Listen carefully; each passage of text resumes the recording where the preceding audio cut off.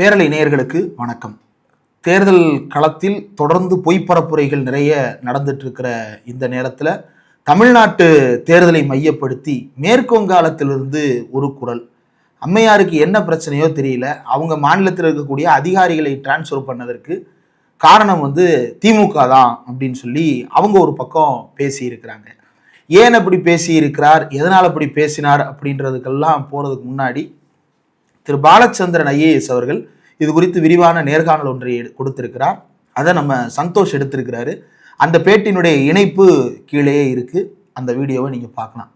திமுகவை பொறுத்தவரையில் தொடர்ந்து தமிழ்நாட்டில் ஆர்எஸ்எஸ்க்கு எதிராகவும் பாஜகவுக்கு எதிராகவும் நிறைய விஷயங்களை செஞ்சுட்டு வர்றது குறித்து நம்ம பல வீடியோக்களில் பேசியிருப்போம்.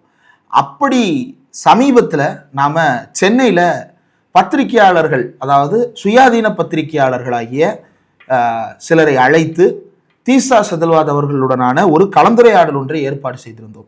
அப்போது வந்திருந்த தீஸ்தா அவர்களிடம் நானே கேள்வி எழுப்பினேன். அந்த கேள்வியை நீங்களே பார்க்கலாம். Do you think BJP and DMK are in an alliance, hidden alliance? There is a propaganda that is going to be the main propaganda in this election. A party is floating this idea that BJP or especially RSS and DMK are in alliance. They are driving the narratives. They are twisting the people. So don't fall for DMK's fake propaganda. There is an idea being propagated in this line. Do you think they were in alliance or they were crime partners? அதாவது சட்டப்பேரவை தேர்தலில் இதுதான் முக்கியமான லைனா play பண்ணுவாங்க.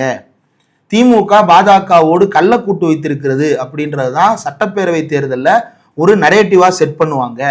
அது உண்மைதானா அப்படின்றத நான் அவங்கள்ட்ட கேட்டிருந்தேன். அப்போ சில நடிகர்கள் அதை பேசிக்கிட்டு இருந்தாங்க, வேறு சிலர் அதை பேசிக்கிட்டு இருந்தாங்க. இப்போ அதில் மம்தா பானர்ஜி சேர்ந்துருக்கிறாங்க. ஆனால் நான் அதில் சொன்னது போலவே சட்டப்பேரவை தேர்தலுக்கான நரேட்டிவாக அதை எடுத்துகிட்டு வந்திருக்கிறாங்களா அப்படின்னு கேட்டால் அதை தான் எடுத்துகிட்டு வந்திருக்கிறாங்க.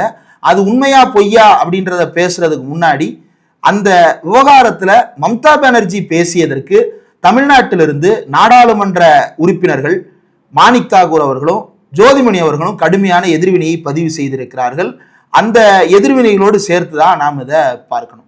தீஸ்தா செதல்வாத் அவர்கள் பதிலளிக்கும் போது என்ன குறிப்பிடுகிறார் அப்படின்னா, திமுகவை பற்றி பேச வேண்டும் என்றால் இந்த 15 ஆண்டுகளை வைத்தும் நாம் பேசலாம், அல்லது 100 ஆண்டுகளாக திராவிட இயக்க பாரம்பரியத்திலிருந்தும் நாம் பேசலாம். இந்தியா முழுவதும் தன்னாட்சிக்கான குரல் ஓங்கி ஒலிப்பதற்கு காரணம் திமுக தான். இந்தியா முழுக்க இன்றைக்கு மாநில உரிமைகளுக்கான போராட்டம் நடக்கிறது என்றால் அதற்கு காரணம் திமுக தான். உதாரணத்திற்கு அவங்களே சொல்றாங்க, ஒரு இடத்துல மைக் என்கிட்ட கொடுத்துட்டு திரும்ப வாங்கி அவங்க சொல்றாங்க. என்ன சொன்னாங்க அப்படின்னா, காஷ்மீர்ல ஆர்டிகிள் 370 என்ற பிரிவின் கீழே காஷ்மீருக்கு சிறப்பு அந்தஸ்து வழங்கப்பட்டிருந்தது. அந்த சிறப்பு அந்தஸ்தை பாஜக அரசு ரத்து செய்து ஒரு சட்ட திருத்தத்தை கொண்டு வந்த போது 370 நீக்கியது தவறு என்று மட்டும் அல்ல, இது இந்தியா முழுவதும் இருக்கின்ற மாநிலங்களின் உரிமையை பறிப்பதற்கான திறவுகோல் அப்படின்னு மிக சரியாக அதை விமர்சித்து இந்தியா முழுவதும் அதை பரப்புரை செய்தவர் மு.க. ஸ்டாலின் அப்படின்னு நாம சொல்லல, தீஸ்தா செதல்வாத் அவர்களே அதில் பதிவு செய்திருக்கிறார். நீங்க அந்த உரையாடல இப்ப கேட்கலாம். I talk both as an activist and a journalist, and I mentioned 1998, right? 1998, I mentioned in Coimbatore and Advani's role in 1998. For many of us, it was a big disappointment when there was an alliance that the DMK had that time with the NDA. And I do believe that the DMK now knows it was a historical error. And I actually believe that there's no party in the country which has not made mistakes. And the biggest example of that is the Congress party. So let's not get into that. I think today I will judge the DMK by the last 15 years, 20 years.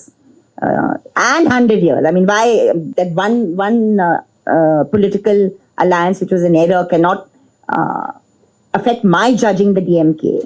And that is why I would always say that the DMK's model of governance has signified a deepening of federalism, a deepening of democracy, and a deepening of diversity. But no, I certainly do not believe they're in a hidden alliance today. And one of the things that like the stand that the DMK took, and I think it was Stalin that led that stand nationally, was when Article 370 was abrogated.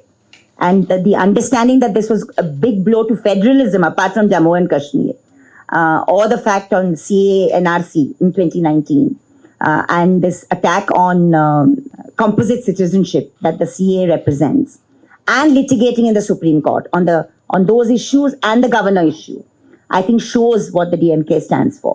It doesn't need to kind of prove itself. And there's always in a power sharing and a power game, there's always scope for a lot of improvement, and we expect that. தீஸ்தாவுடைய பதிலினுடைய தமிழாக்கத்தை தான் நாம முதல்லயே பேசணும். அதை அவர் ஆங்கிலத்தில் பேசி இருக்கிறார். இதுதான் யதார்த்தம். ஆனால் தன்னுடைய அதிகாரிகளை மாற்றுகிறார்கள் என்பதற்காக தமிழ்நாட்டில் பாஜகவும் காங்கிரஸும் இது என்ன ஆகுது அப்படின்னா, ஒரு தேர்தல் அரசியலுக்கு அப்பாற்பட்டு யோசிப்போமே. ஒரு பக்கம் கேரளாவில் காங்கிரஸ் தலைவர் திரு ராகுல் காந்தி அவர்கள் என்ன பேசிட்டு இருக்கிறார் அப்படின்னா, பாஜகவும் சிபிஎம்மும் கள்ளக்கூட்டில் இருக்கிறது. இன்னொரு பக்கம் மம்தா பானர்ஜி அங்க என்ன பேசுறாங்க அப்படின்னா, காங்கிரசும் திமுகவும் கள்ளக்கூட்டில் ஆர்எஸ்எஸோடு உறவு வைத்திருக்கிறார்கள் அப்படின்னு. இது எல்லாமே என்ன ஆகும்னா, பாஜக எதிர்ப்பை நார்மலைஸ் பண்ற வேலையாக மாறுகிறது. அப்போ கடைசியில எது வாட் ரிமைன்ஸ் அப்படின்னு எடுத்து பார்த்தோம்னா, ரெண்டு பேருடைய ஸ்டேட்மெண்ட் தான் ஸ்டில் ரிமைன்ஸ். ஒன்னு கேரளாவினுடைய மார்க்சிஸ்ட் கம்யூனிஸ்ட் கட்சியினுடைய முதலமைச்சராக இருக்கக்கூடிய தோழர் பினராயி விஜயன் அவர்கள் பேசினதும், தமிழ்நாட்டில் இருக்கக்கூடிய திமுகவின் தலைவர் முதலமைச்சர் முத்துவேல் கருணாநிதி ஸ்டாலின் அவர்கள் பேசியதும் தான். அதுதான் கடைசியில கிரக்ஸா ரிமைன் ஆகி நிற்கிது. அவர்கள் 2 பேரும் முன்னெடுத்திருக்கின்ற இந்த பாசிச எதிர்ப்பு என்பது வெறுமன பெயரளவிற்கானது அல்ல. நேரடியாக பாஜக RSS இந்துத்துவ மதவாத பிரிவினைவாதங்களை எதிர்த்து, இஸ்லாமியர்களுக்கு எதிரான ஒடுக்குமுறைகளை எதிர்த்து, மாநிலங்களின் மீதான தாக்குதல்களை எதிர்த்து, கல்விக்கான உரிமைகளுக்காக போராட்டம் நடத்தி, எல்லாவற்றிலும் நிதி குறைபாடு வைத்திருக்கக்கூடிய ஒன்றிய அரசாங்கத்தினுடைய எதேச்சதிகாரத்தை கண்டித்து நடக்கின்ற அந்த போராட்டத்தில் கடைசியாக 2 பேர் 2 இடங்களில் நின்று இந்த பாசிச எதிர்ப்பை முன்னெடுத்துக் கொண்டிருக்கிறார்கள் என்றால் அது தமிழ்நாட்டில் திரு மு.க. ஸ்டாலின் அவர்களும் இந்த பக்கம் பினராயி விஜயன் அவர்களும். ஏன் இந்த 2ஐயும் சொல்றேன்? மற்றவங்களுக்குலாம் எதிர்ப்புணர்வு இல்லையானா, நிச்சயமாக மம்தா பானர்ஜி எஸ்ஐஆர் விவகாரத்தில் கடுமையாக எதிர்வினையாற்றி இருக்கிறார். காங்கிரஸ் நாடாளுமன்றத்தில் நேரடியாக பாஜகவுக்கு எதிராக பல்வேறு விவகாரங்களை எழுப்பி பாஜகவை நெருக்கடிக்கு உள்ளாக்கி இருக்கிறது.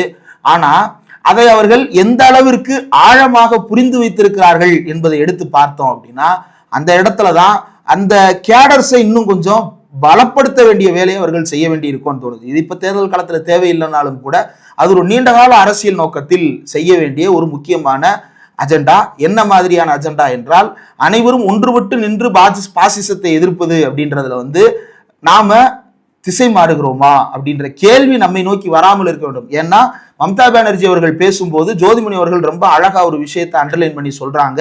அத காங்கிரஸ் இருக்கக்கூடிய பலருமே அதை புரிந்து கொள்ள வேண்டிய ஒரு லைன் தான். அது என்னன்னா, பாசிச பாஜகவிற்கு எதிராக அடுத்த நாடாளுமன்ற தேர்தலில் நாங்கள் ஒருங்கிணைந்து களமாடும் போது அதில் நீங்கள் சேர்ந்து கொள்ளாவிட்டாலும் பரவாயில்லை, சேதாரத்தை ஏற்படுத்தாமல் இருங்கள் அப்படின்னு ஜோதிமணி அவர்கள் சொல்றாங்க இல்லையா. அது ரொம்ப ரொம்ப முக்கியமானது. காங்கிரஸ்லயுமே அது நிறைய பேருக்கு தேவைப்படுது. இந்தியா முழுக்க இருக்கக்கூடிய எல்லோருக்குமே அது தேவை. மம்தா பானர்ஜிக்கு அவங்க அந்த பதிலை சொல்லி இருப்பது ரொம்ப பொருத்தமான வரி அப்படின்னு நினைக்கிறேன். ஒன்றுபட்டு நாம் ஒரு கன்சாலிடேட்டட் ஃப்ரண்ட்டை ஏற்படுத்தி இருக்கும் பொழுது அந்த கன்சாலிடேட்டட் ஃப்ரண்ட்டுக்குள்ளேயே ஒரு சிதைவை ஏற்படுத்துகின்ற வேலைகளை செய்வது என்பது ரொம்ப ஆபத்தான திசையை நோக்கி நகர்த்தும். மம்தா பானர்ஜி தமிழ்நாட்டினுடைய இருக்கக்கூடிய ஆளும் கட்சியை வைத்து ஏன் வடக்குல பிரச்சாரம் பண்றாங்க அப்படின்றத யோசிச்சு பார்த்தோம்னா, இன்னைக்கு இந்தியா முழுக்க இருக்கக்கூடிய ட்ரெண்ட் என்ன அப்படின்னா, எந்த மாநிலத்தில் தேர்தல் நடந்தாலும் தமிழ்நாட்டை பற்றி அங்கு பேசத்தான் வேண்டும். ஏன் அப்படின்னா, தமிழ்நாட்டினுடைய வளர்ச்சி அப்படின்றது ரொம்ப முக்கியமானது. தமிழ்நாடு ஒரு மாடலா அகில இந்திய அளவுல ப்ரொஜெக்ட் ஆயிருக்கு அப்படின்றது உண்மையாக பலரும் ஆட்சேபனை இன்றி ஏற்றுக்கொள்ற ஒரு விஷயம். இது ரொம்ப கவனிக்க வேண்டிய மாற்றம். இந்த விவகாரத்தில் இருந்துதான் ஏன் திமுக இந்திய அளவுல பேசப்படுகிறது அப்படின்றத நாம பார்க்கணும். தமிழ்நாட்டினுடைய கல்வி வளர்ச்சி எடுத்துங்க, தமிழ்நாட்டினுடைய ஜிடிபி வளர்ச்சி எடுத்துங்க, தமிழ்நாட்டினுடைய பொருளாதாரத்தில் இருக்கக்கூடிய பல்வேறு கூறுகளை எடுத்துக்கொண்டாலும் சரி, மனித வளத்தில் இருக்கக்கூடிய பல்வேறு கூறுகளை எடுத்துக்கொண்டாலும் சரி, தமிழ்நாட்டினுடைய வளர்ச்சி உயரம் என்பது இதற்கு முன்பு பல போலி மாடல்களை ப்ரொபகேட் பண்ணிக்கிட்டு இருந்த இந்திய அரசியல் சூழல்ல உண்மையான மாடல் ஒன்றை ப்ரொஜெக்ட் பண்ற வேலையாக தமிழ்நாட்டினுடைய மாடலை ப்ரொஜெக்ட் பண்ற வேலை மாறி இருக்கிறது.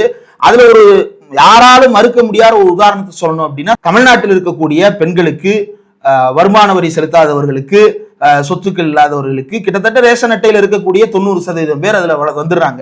இப்போ அவங்களுக்கு என்ன செஞ்சிருக்கிறார் அப்படின்னா, மாதந்தோறும் 1000 ரூபாய் உரிமை தொகையாக அவர் வழங்குவதற்கான ஒரு திட்டத்தை ப்ரொபோஸ் பண்றாரு. இன்னைக்கு அந்த திட்டம் தமிழ்நாட்டில் மட்டும் இல்ல, அந்த திட்டம் கர்நாடகாவில் செயல்பாட்டில் இருக்கிறது, குஜராத் ராஜஸ்தான் மாதிரியான மாநிலங்கள்ல செயல்பாட்டில் இருக்கிறது, அஸ்ஸாம்ல செயல்படுத்த முயற்சி பண்றாங்க, மகாராஷ்டிரால செயல்படுத்த முயற்சி பண்றாங்க, பீகார்ல செயல்படுத்த முயற்சி பண்றாங்க, வெஸ்ட் பெங்கால்ல செயல்படுத்த முயற்சி பண்றாங்க.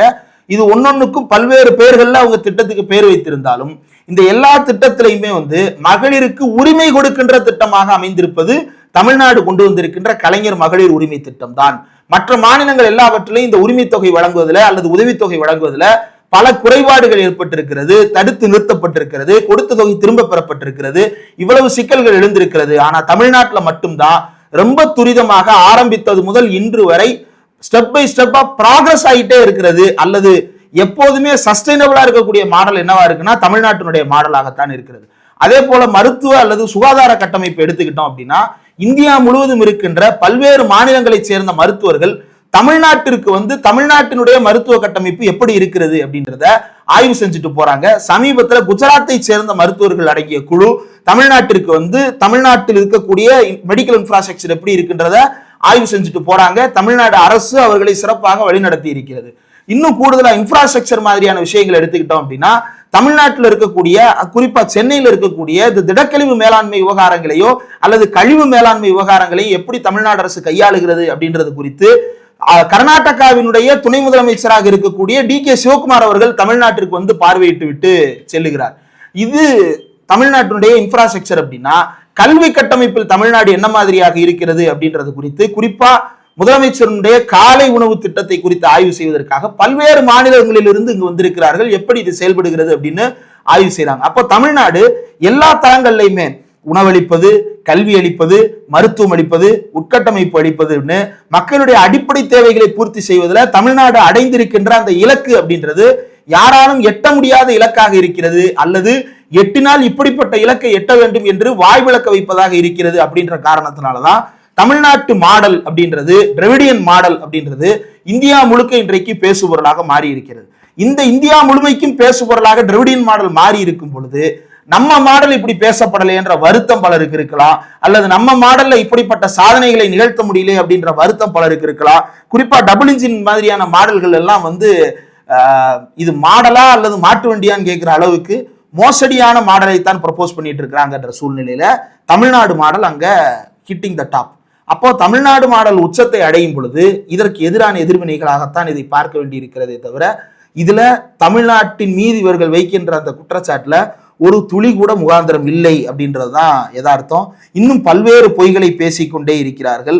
அந்த பல்வேறு பொய்களுக்கும் பலரும் பதில் சொல்லிட்டு இருக்கிறாங்க. நம்மளும் கூடுமான வரையில எக்ஸ்பிளைனர்லயோ அல்லது மில்டனோட சேர்ந்து நானும் உட்கார்ந்து பேசுகின்ற அந்த வீடியோக்குள்ளேயோ பேசிட்டு இருக்கிற சூழ்நிலையில தமிழ்நாட்டு மாடலை பொறுத்தவரையில ஸ்டேட் பிளானிங் கமிஷனுடைய ரிப்போர்ட்ஸ் கொடுத்தது மட்டும் இல்லை, ஒன்றிய அரசாங்கத்தினுடைய பல்வேறு ரிப்போர்ட்ஸும் கூட தமிழ்நாடு எந்த அளவிற்கு உச்சகட்டத்தை தொட்டிருக்கிறது, குறிப்பா தமிழ்நாட்டினுடைய அந்த இரட்டை இலக்க பொருளாதார வளர்ச்சி சதவீதம், அந்த இரட்டை இலக்க பொருளாதாரத்தை அடைவது அப்படின்றது தமிழ்நாட்டிற்கு ஒரு எட்டாக்கனியாக மாறிவிடுமோன்னு எடப்பாடி பழனிசாமி ஆட்சியில அச்சம் இருந்தது. அந்த அச்சத்தை எல்லாம் உடைத்து இன்றைக்கு தமிழ்நாடு இரட்டை இலக்க பொருளாதாரத்தை எட்டி இருக்கிறது. இந்தியாவிலேயே வேலைக்கு போகும் பெண்கள் அதிகம் இருக்கக்கூடிய மாநிலமாக தமிழ்நாடு இருக்கிறது. விச் இண்டிகேட்ஸ் தமிழ்நாடு பெண்களுக்கு பாதுகாப்பான மாநிலமாகவும் இருக்கிறது அப்படின்றதுதான். அப்போ எல்லா ஃபேக்டர்ஸ்லயுமே தமிழ்நாடு அந்த ஃப்ரண்ட், அதாவது முன்னணியில் நிற்கிறது அல்லது உச்சகட்டத்தில் இருக்கிறது. இதற்கு மேல் ஒரு சாதனை நிகழ்த்த இன்னொரு மாடலை வேறு யாராலையும் ப்ரொபோஸ் பண்ண முடியாததாக இருக்கிறது. அதே நேரத்துல சட்டமன்றத்துல நடக்கிற நடவடிக்கைகளா இருக்கட்டும், நாடாளுமன்றத்திலேயா இருக்கட்டும், நீதிமன்றத்திலேயா இருக்கட்டும், மக்கள் மன்றத்திலேயா இருக்கட்டும், எல்லா இடங்கள்லையுமே கன்சிஸ்டன்டா பாஜகவிற்கு எதிரான ஆர்கனைஸ்டான அட்மினிஸ்ட்ரேட்டிவான அல்லது களத்துல பொலிட்டிக்கலான எல்லா டெசிஷன்ஸையும் ஷார்ப்பாக எடுக்கக்கூடிய அரசாக தமிழ்நாடு அரசு இருக்கிறது. திமுக தலைமையிலான தமிழ்நாட்டின் திராவிட மாடல் அரசு அந்த வேலையை செய்து கொண்டிருக்கிறது அப்படின்றது. இது குறித்து விரிவா தெரிஞ்சுக்கணும் அப்படின்னா திரு புன்னகை திருஞானம் அவர்கள் $1 trillion எக்கனாமி அப்படின்னு சொல்லிட்டு ஒரு புத்தகம் எழுதி இருக்கிறார். அந்த புத்தகத்துல நிறைய தரவுகள் இருக்கிறது. இன்னும் பல்வேறு புத்தகங்கள் வெளியிடப்பட்டிருக்கிறது. தமிழ்நாடு அரசாங்கமே 5 ஆண்டு சாதனைகள் அப்படின்னு ஒரு புத்தகம் வெளியிட்டு இருக்கிறது. அதுல நானும் ஒரு கட்டுரை எழுதி இருக்கிறேன், இளைஞர்களுக்கு திமுக அரசு என்ன செய்தது அப்படின்னு. ரொம்ப குறிப்பா இப்ப மம்தா பானர்ஜி எழுப்பி இருக்கக்கூடிய விவகாரம் என்பது என்ன விவகாரம்னா IAS IPS தொடர்பான விவகாரம் தானே. இன்றைக்கு இந்திய அளவுல IAS IPS தேர்வு அப்படின்னு சொல்லப்படுற அந்த யூபிஎஸ்சி அப்படின்ற இந்திய குடிமைப் பணிகளுக்கான தேர்வு ஆணையம் நடத்துகின்ற தேர்வுல தமிழ்நாட்டு மாணவர்களுடைய பெர்ஃபார்மன்ஸ் அப்படின்றது யாராலையும் அவ்வளவு ஈஸியா ஜீரணிக்க முடியாததா இருக்கு. காரணம் என்னன்னா, அரசு பள்ளியை சேர்ந்த அவ்வளவு மாணவர்கள் அந்த தேர்வுல தேர்ச்சி பெறாங்க. அவங்க பிரிலிம்ஸ் படிக்கிறதுக்கு அவங்களுக்கு ஒரு உதவித்தொகை, அடுத்து மெயின்ஸ் படிக்கிறதுக்கு 25,000 ரூபாய் உதவித்தொகை, அடுத்து ஃபைனல்ஸ் படிக்கிறதுக்கு அதாவது இன்டர்வியூல கிராக் பண்றதுக்கு 50,000 ரூபாய் உதவித்தொகை. உதவித்தொகை மட்டும் இல்லாம உண்டு உறைவிட பயிற்சி, மாவட்டம் தோறும் பயிற்சி வகுப்புகள், அகில இந்திய அளவில் அவர்களுக்கு எல்லா வகையான உதவிகளையும் தமிழ்நாடு அரசு செய்து கொடுத்து 87 பேர் தேர்வாகிறாங்க அப்படின்னா அதுல 80 பேர் தமிழ்நாடு அரசாங்கத்தினுடைய பயனாளிகள். 52 பேர் தேர்வாகிறாங்கன்னா அதுல 50 பேர் தமிழ்நாடு அரசாங்கத்தினுடைய நான் முதல்வன் திட்ட பயனாளிகள் அப்படின்ற இலக்கை தமிழ்நாடு அரசு எட்டி இருக்கிறது அப்படின்னா அது சாதாரணமானது இல்லை. ஆவரேஜா இந்த திட்டம் அறிமுகப்படுத்தப்பட்டதுல இருந்து இப்ப வரைக்கும் கிட்டத்தட்ட 80% பேர் நான் முதல்வன் திட்டத்தின் கீழே பயனடைந்தவர்கள். அகில இந்திய அளவில் அவங்க வந்து ரேங்க் ஹோல்டர்ஸா வர்றாங்க அப்படின்னா இது தமிழ்நாடு முன்வைத்திருக்கின்ற முக்கியமான மாடல். இந்த வளர்ச்சி மாடலை முன்வைத்துத்தான் தமிழ்நாடு முதலமைச்சர் மு.க. ஸ்டாலின் தேர்தலை சந்திக்கிறார். இந்த வளர்ச்சி மாடலுக்கு மாற்றான ஒரு மாடலை முன்வைக்க முடியாமல் தான் எடப்பாடி பழனிசாமி இறந்து போன தலைவர்களை தோண்டி எடுத்துக் கொண்டிருக்கிறார். இந்த வளர்ச்சி மாடல் எங்க நமக்கு எதிராக திரும்பிடுமோ, அல்லது அகில இந்திய அரசியல்ல ஸ்டாலின் நம்மளோட பெரிய தலைவரா வளர்ந்துருவாரோ, உங்களை விட பெரிய தலைவரா ஸ்டாலின் வளர்ந்துட்டார். அதனாலதான் காங்கிரஸ் கூட்டணி தொடர்பான பேச்சுவார்த்தைகள்ல ஒரு சிக்கல் வந்த போது இந்தியா கூட்டணியினுடைய தலைவராக ஸ்டாலின் தான் வர வேண்டும் அப்படின்னு அங்கிருந்து யார் பேசுறா? மகாராஷ்டிராவில இருந்து உத்தவ் தாக்கரே பேசுகிறார், காஷ்மீர்ல இருந்து பேசுறாங்க, பீகார்ல இருந்து பேசுறாங்க. எல்லா மாநிலத்தை சேர்ந்தவர்களும் பாஜக எதிர்ப்புக்கு முன்னணியில் இருக்கக்கூடிய தலைவர்களும் ஸ்டாலின் வர வேண்டும் அப்படின்ற குரலை முன்வைக்க ஆரம்பிச்சுட்டாங்க. இது மம்தா பானர்ஜிக்கு ஒரு பொதுவாகவே வடக்கில் இருக்கக்கூடிய, அதுவும் குறிப்பா ஒரு சில சமூகங்களை சேர்ந்தவர்களுக்கு தமிழ்நாட்டிலிருந்து ஒரு பிற்படுத்தப்பட்ட பின்னணியிலிருந்து ஒரு தலைவர் எழுந்து வருவது அப்படின்றது ஒரு அதிர்ச்சியை கொடுக்கும். அந்த அதிர்ச்சி மம்தா பானர்ஜிக்கு வந்திருக்கிறதா என்று தெரியவில்லை. தண்ணியை குடிங்க தீதி, நல்லபடியா பாஜகவுக்கு எதிராக பிரச்சாரம் பண்ணி உங்க மாநிலத்தை தக்க வச்சுக்க பாருங்க.